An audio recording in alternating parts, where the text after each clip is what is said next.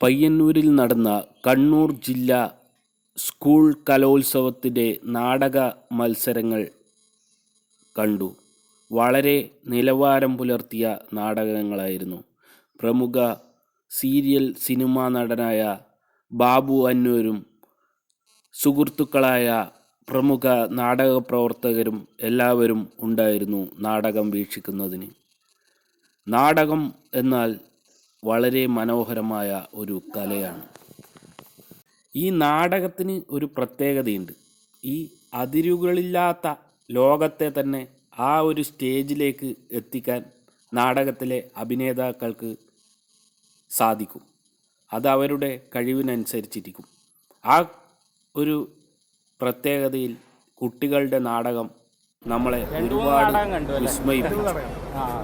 നല്ല നാടകങ്ങൾ. അഭിനന്ദനം. നാടകത്തിൽ ഒരു 2 നാടകം കഴിഞ്ഞ് കഴിഞ്ഞാൽ 3ാമത്തെ നാടകമെങ്കിലും ഒന്ന് നമ്മളെ ഒക്കെ ഞാനിപ്പോൾ ചായ കുടിക്കാൻ പോകുന്നു.